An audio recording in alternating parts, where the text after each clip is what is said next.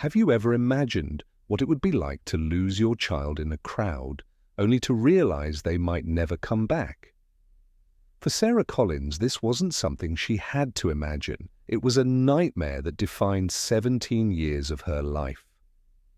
The day had started like any other summer afternoon in rural Iowa, with the promise of cotton candy and carnival rides at the Johnson County State Fair.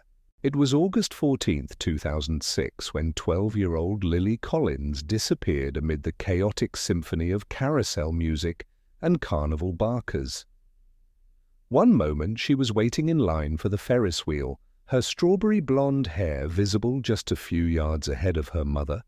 The next, she had vanished completely, leaving behind nothing but a single flip-flop and endless questions. This is the story of a disappearance that baffled investigators for nearly 2 decades, a mother who never stopped searching, and a truth that would prove far more sinister than anyone could have imagined. Before we dive into this heart-wrenching case, take a moment to consider how quickly an ordinary day can transform into something unrecognizable. For the Collins family, that transformation took exactly 8 minutes. The time between Sarah's last text to her daughter and her realization that Lily was no longer in the Ferris wheel line. 8 minutes that would stretch into 17 years of agony, determination, and an unwavering hope that someday, against all odds, Lily would come home. The Johnson County State Fair had always been the highlight of summer for the Collins family. Sarah, a single mother of 2, had made it a tradition to take Lily and her younger brother Ethan to the fair every year since they were toddlers. That Tuesday in 2006 was sweltering, the kind of Midwestern heat that sticks to your skin and makes the air shimmer above the asphalt. Sarah remembers everything about that day with painful clarity. What Lily was wearing, a yellow sundress with white sandals, what they had eaten for lunch, corn dogs and lemonade, and the last words her daughter had spoken to her. "I'll wait in line, Mum. You can take Ethan to the bathroom." These details would later be recited countless times to police officers, detectives, FBI agents, and eventually to the empty walls of Sarah's bedroom as she lay awake night after night, replaying the moments leading up to her daughter's disappearance. When Sarah returned with 8-year-old Ethan just minutes later, the Ferris wheel line had moved forward, but Lily was nowhere to be seen. At first, Sarah wasn't alarmed. Perhaps Lily had stepped out of line to look at something nearby. But as minutes passed and her increasingly frantic search of the surrounding area yielded nothing, panic began to set in. Security was called, the fair was locked down, and by nightfall the Johnson County Sheriff's Department had established a command center in the fairgrounds administrative building. The initial investigation moved with appropriate urgency. Witnesses reported seeing a girl matching Lily's description near the eastern exit of the fairgrounds, possibly in the company of an adult male, though descriptions of this individual varied wildly. Security camera footage, limited and grainy as it was in 2006, showed Lily in the Ferris wheel line at 3:42 p.m., but no cameras covered the area where she might have exited the queue.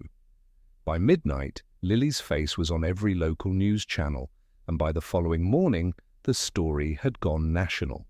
The case of the girl who vanished from a crowded state fair captivated the public imagination and terrified parents across the country. For Sarah Collins, those first days were a blur of police interviews, press conferences, and desperate pleas for information. "Please, if anyone has seen my daughter, if anyone knows anything at all, call the police," she begged, her voice breaking as she clutched a school portrait of Lily to her chest during a televised appeal. "Lily, if you can hear me, Mommy loves you so much. We're going to find you. Just stay strong." But as days turned into weeks and weeks into months, the trail grew cold. The male figure reported by witnesses was never identified. A suspicious vehicle, a dark blue sedan, was eventually traced to a carnival worker, but he had a solid alibi and was cleared of involvement. The FBI, which had joined the investigation due to the possibility of interstate kidnapping, pursued hundreds of leads across the country, but none led to Lily. As the first anniversary of the disappearance approached, the case remained classified as active, but had effectively stalled. For Sarah Collins, acceptance was never an option. While many in their small town of Riverside, Iowa, gradually shifted from active support to sympathetic glances, Sarah's determination never wavered. She quit her job as a dental hygienist to devote herself full-time to finding Lily, sustaining herself through a combination of savings, donations, and later part-time remote work.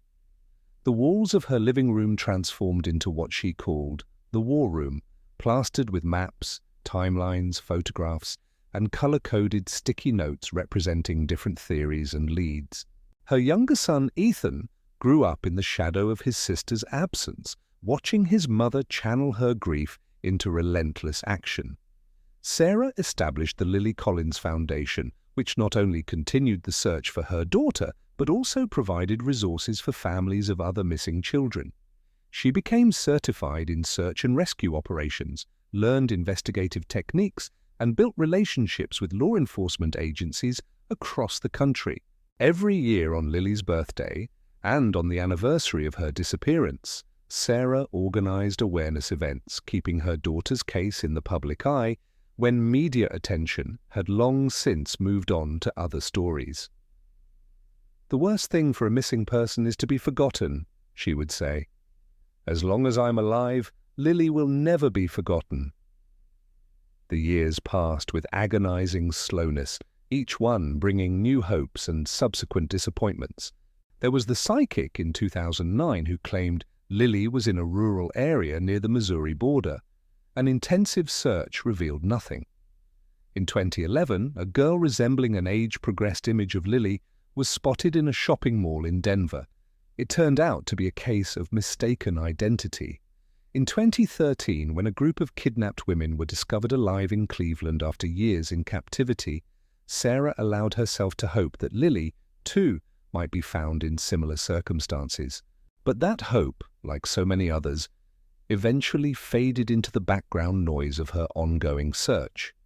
Then, in April of 2023, nearly 17 years after Lily's disappearance, Sarah received a phone call that would change everything. The caller identified himself as Detective James Martinez from the Phoenix Police Department. "Mrs. Collins," he said, "we have some information regarding your daughter's case." Sarah's heart raced. She had received similar calls many times before, and each had ended in disappointment. But something in Detective Martinez's voice was different. "We've arrested a man named Richard Delgado for an unrelated offense," he continued. "During the investigation, we discovered evidence in his possession that may be connected to Lily." The evidence was a backpack, small, pink, with a butterfly keychain attached to the zipper. Inside was a diary with the name Lily Collins written on the first page. The handwriting matched samples of Lily's from before her disappearance. The final entry was dated August 14, 2006, the day she vanished. Sarah flew to Phoenix the next morning. The backpack was undoubtedly Lily's, a birthday gift from the previous year, one she had taken to the fair that day. But Richard Delgado, a 62-year-old with a history of petty crimes but no record of violence or offenses against children, denied any knowledge of Lily's disappearance. The backpack, he claimed, had been among items he had purchased at a storage unit auction years earlier. He had never opened it, never knew what was inside. The investigators were skeptical but had no evidence to contradict his story. Still, this was the first physical evidence linked to Lily that had surfaced in 17 years. The Phoenix police coordinated with the Johnson County Sheriff's Department and the FBI to reopen the case with renewed vigor. Richard Delgado's movements in 2006 were scrutinized, his connections to Iowa investigated. It turned out he had indeed been in Johnson County during the summer of 2006, working briefly as a maintenance worker at a motel just 2 miles from the fairgrounds. But without further evidence, they couldn't hold him. For Sarah, the discovery of the backpack was both a blessing and a curse, proof that the universe had not simply swallowed her daughter without a trace, but also a reminder of how little they still knew. She returned to Iowa with the backpack, which the police had released to her after processing it for evidence. It joined the array of artifacts in her war room, both a treasured connection to Lily and a taunting symbol of the unresolved mystery. What Sarah didn't know was that this discovery had set in motion a chain of events that would finally bring answers. The news of Delgado's arrest and the connection to Lily's case made national headlines. The story was featured on a true crime television show, which included photographs of the backpack and details of Lily's disappearance. Among the millions of viewers was a woman in Tucson, Arizona, who found herself unable to sleep after watching the program. Something about the pink backpack with the butterfly keychain had triggered a cascade of fragmented memories she had spent years trying to suppress. Her name was Jessica Winters, and she had been living with a secret that was becoming increasingly impossible to contain.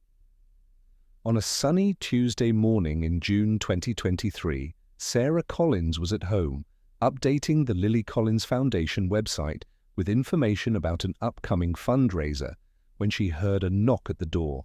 Solicitors rarely ventured down the long driveway to her rural home, and she wasn't expecting any deliveries. Curious, she made her way to the front door and opened it to find a young woman standing on her porch, hands clasped nervously in front of her. The woman was in her late 20s, with strawberry blonde hair, cut in a short, practical style. She wore jeans and a simple blue t-shirt, and there was something hauntingly familiar about her eyes. "Can I help you?" Sarah asked, a strange sensation beginning to crawl up her spine. The woman took a deep breath. "My name is Jessica Winters," she said, her voice trembling slightly. "But I was born Lily Collins. I'm your daughter." The world seemed to stop spinning for a moment as Sarah stared at the woman claiming to be her long-lost child. 17 years of searching, of hoping against hope, had not prepared her for this moment. The resemblance was there, in the shape of her eyes, the set of her jaw. But this was a grown woman, not the 12-year-old girl who had disappeared from her life. "I don't understand," Sarah whispered, gripping the doorframe for support. "How is this possible? Where have you been?" Jessica, or Lily, asked if they could talk inside. In a daze, Sarah led her to the living room, past the war room with its fading photographs and maps. They sat across from each other, the weight of 17 years hanging in the air between them. "I saw the story on TV," Jessica began, "about the backpack, my backpack, and it was like something broke open inside me. Memories I'd buried, things I'd convinced myself were just dreams or made-up stories." She paused, visibly struggling with what she needed to say next. "I was taken from the state fair. A man approached me in line, said he worked security, told me you had been hurt, and that he needed to take me to you right away. I went with him. I didn't even question it. By the time I realized something was wrong, we were already in his car, driving away from the fairgrounds." The man, she explained, was Richard Delgado, but he had introduced himself to her as Michael Winters. He took her to a remote property in rural Arizona where he lived with his mother, an elderly woman with advancing dementia. He told her I was his daughter, that my mother had died, and we had come to live with her. She believed him, or at least she didn't question it. And he told me that if I ever tried to escape or tell anyone the truth, he would hurt you and Ethan. He showed me news articles about the search, said he was watching your house, that he had friends in Iowa who would know if I contacted you. The story Jessica told was one of psychological manipulation, isolation, and fear. Richard's mother, though not deliberately cruel, had reinforced his lies with her own confusion. Jessica was homeschooled, kept away from other children, told that she had a rare medical condition that required limited contact with the outside world. As the years passed, the memories of her life before the kidnapping began to feel less real, more like a story she had invented. When Richard's mother died in 2015, he moved them to Tucson, where Jessica was finally allowed more freedom. But by then, she had spent 9 formative years in captivity, her identity reshaped by her captor's manipulation. He got me a fake ID, helped me get a GED. I started working at a bookstore, made some friends. On the surface, we looked like a normal father and daughter, but there were always rules, always consequences for breaking them, and always the threat that if I ever told anyone, you would be the one to suffer. It was only when Delgado was arrested for fraud in 2023, and Jessica saw the news story about the backpack, that the carefully constructed reality began to crumble.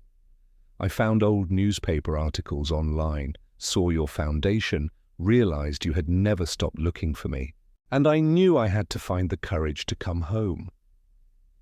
As Jessica spoke, Sarah alternated between shock, disbelief, fury, and overwhelming relief. This was her daughter. She knew it with a certainty that transcended logical analysis, but she was also a stranger, shaped by experiences Sarah could barely comprehend. Eventually, tears streaming down her face, Sarah called the Johnson County Sheriff's Department. Within hours, their home was filled with law enforcement officers, including FBI agents who had worked Lily's case years earlier. DNA tests were arranged to confirm Jessica's identity, though few in the room doubted the truth of her claim. The revelation that Lily Collins, now Jessica Winters, was alive sent shockwaves through the community and beyond. The story of the girl who vanished from a state fair, only to return 17 years later, captivated the nation in the same way her disappearance had nearly 2 decades earlier. Richard Delgado, already in custody in Phoenix on fraud charges, now faced kidnapping and child endangerment charges in a federal case that prosecutors described as open and shut. Jessica's testimony, combined with evidence from the backpack and financial records showing Delgado's presence in Iowa in 2006, created an overwhelming case against him. For Sarah, the joy of reunion was complicated by the reality of what her daughter had endured. The 12-year-old girl she had lost was gone forever, replaced by a 29-year-old woman with her own identity, her own life experiences, and deep psychological wounds that would require years of healing. Ethan, now 25 and living in Chicago, flew home immediately upon hearing the news. The reunion between brother and sister was tentative at first. They were essentially meeting for the first time, but underpinned by a biological connection that neither time nor trauma could erase.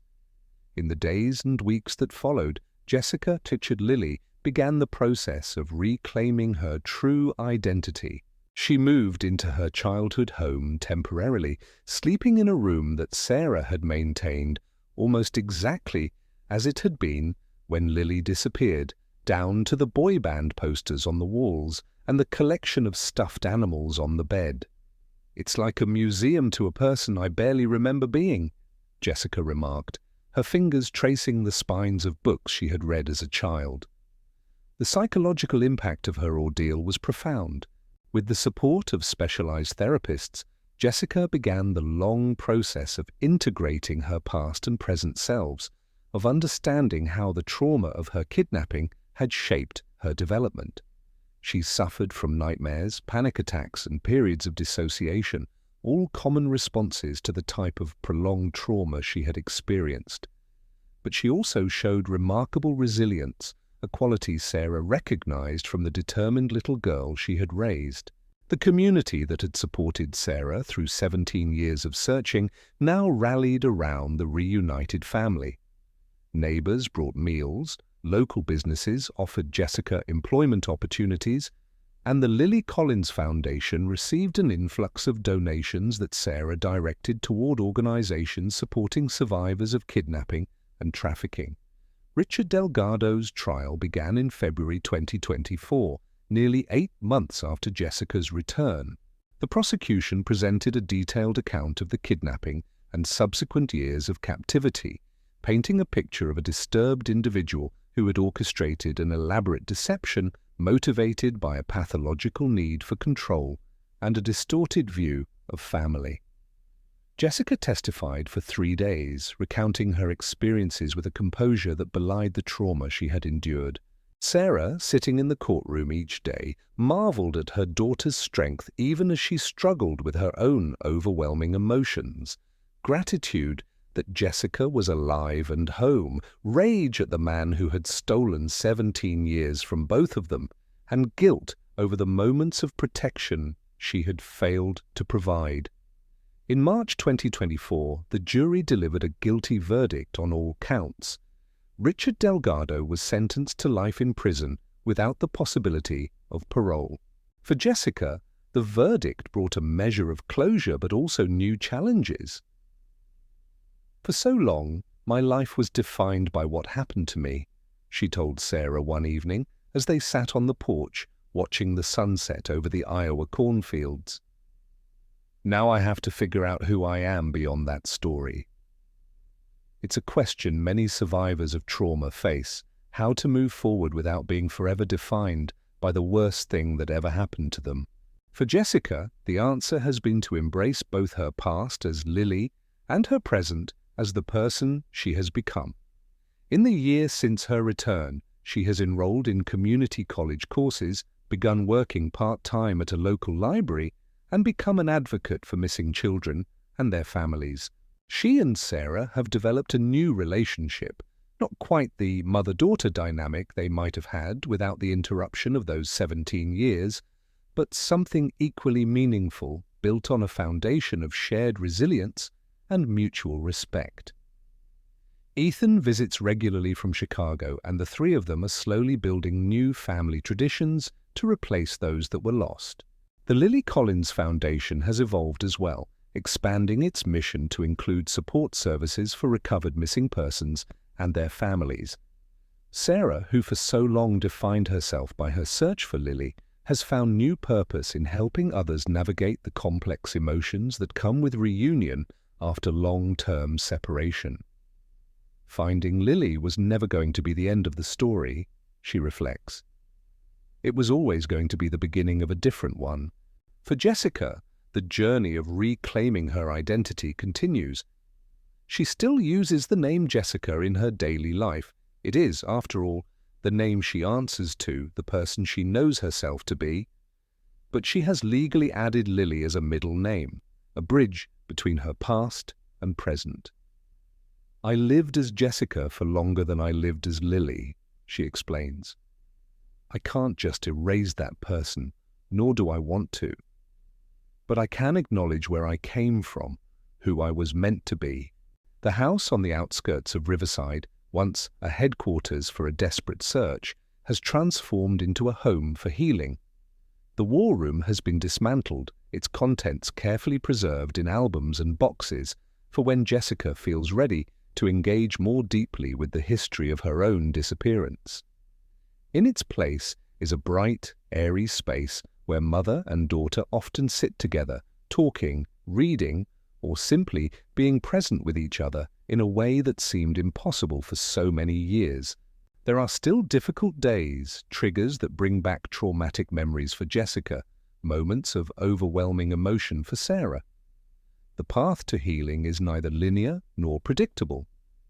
But there are also moments of joy, of connection, of ordinary life resumed after an extraordinary interruption.